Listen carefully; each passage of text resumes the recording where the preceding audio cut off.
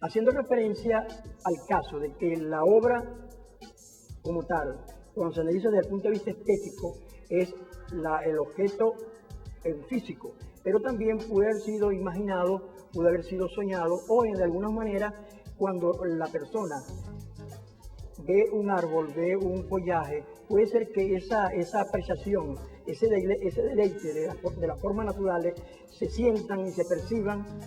Entonces se está hablando de una estética naturalista, que generalmente es la que más adelante vamos a explicar, en el sentido de que los griegos van a ser los que van a tratar de copiar fielmente la naturaleza a través del cuerpo humano.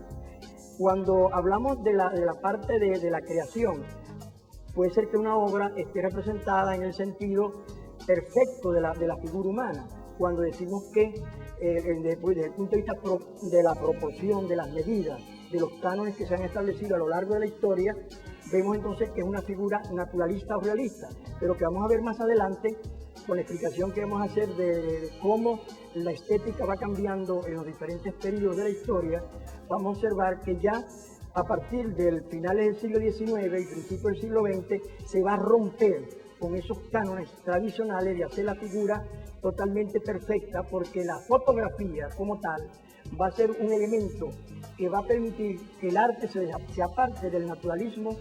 y del realismo, o sea, de la mímica, de copiar fielmente la naturaleza, porque ya ellos decían, la fotografía lo hace mejor y más rápido, aunque al hablar de fotografía también ha sido un elemento que de alguna manera le ha servido a los artistas para, de alguna manera, por ejemplo, en el caso de Eugenio Delacroix, que iba hacia algunas partes, tomaba la fotografía y luego se iba al taller y allí plasmaba aquellas imágenes que había captado la cámara fotográfica. Eso va a hacer entonces que el arte se vaya por otro sendero y empiece a romper con algunos cánones tradicionales. Como realizadores audiovisuales hay que tomar en consideración no solamente la definición original de estética como tal, sino toda la evolución, porque ha sido un continuo. Si al principio se definía la estética como la armonía y había cierto orden de la proporción, ¿verdad? También se pasó por el término de belleza, pero hoy día ya se habla más de percepciones, de la transmisión de ciertas percepciones para hacer reaccionar con estímulos, ¿verdad? La percepción de ese receptor, de una manera muy específica. La estética es un placer universal, es un gozo, ¿verdad? Un gozo que parte del pensamiento del creador y es capaz de transformar todos los elementos con que cuenta en un mensaje concreto que al final puede ser un producto, puede ser una forma expresiva como una obra de arte, pero la idea es no solamente expresarse, sino también informar de una forma poética o de una forma referencial, pero siempre con una intencionalidad manifiesta, y es que el espectador se complazca, goce, ¿verdad? Y sienta placer de ver esa expresión o ese producto estético como tal.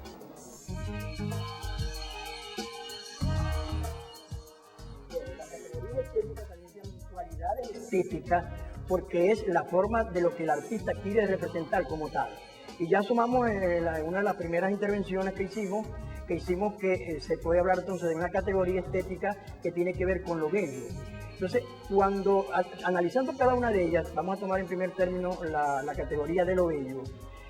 Tenemos que remitirnos a Grecia, a la Grecia antigua, donde la medida, la proporción, el equilibrio deben estar presentes para que una obra sea totalmente bella. Pero dentro de la escultura griega podemos decir que las esculturas, tanto de Mirón como de Fidia, como de Policleto, Prasístenes, son obras que podemos enmarcarlas dentro de lo que se llama un naturalismo idealismo. ¿Por qué naturalismo? Porque se representaba fielmente la figura humana, tanto la figura masculina como la figura femenina. Pero desde el punto de vista idealista no era el retrato de ninguna persona como tal, solamente era creada por la mente del artista. Como no conseguían en la naturaleza una belleza perfecta, fusionaban lo mejor de cada persona y creaban un rostro y un cuerpo perfecto. Estos principios de lo que se llama arte académico o arte clásico se va a repetir a través de la historia con el Renacimiento italiano, con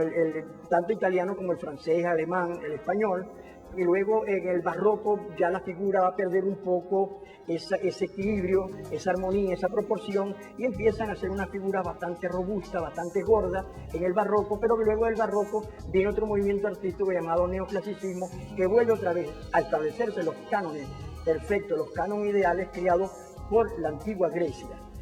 Luego de Grecia, Roma copia fielmente esta figura, también ya entra en su última etapa,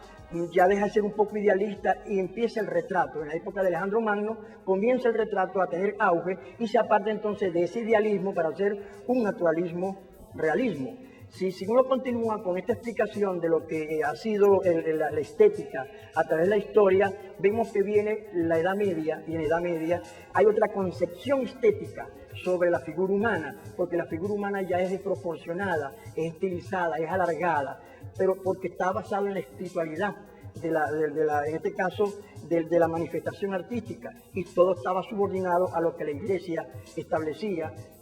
Cuando hablamos de la época medieval, estamos hablando del arte cristiano primitivo, estamos hablando del arte bizantino, estamos hablando del arte románico, y estamos hablando del arte gótico.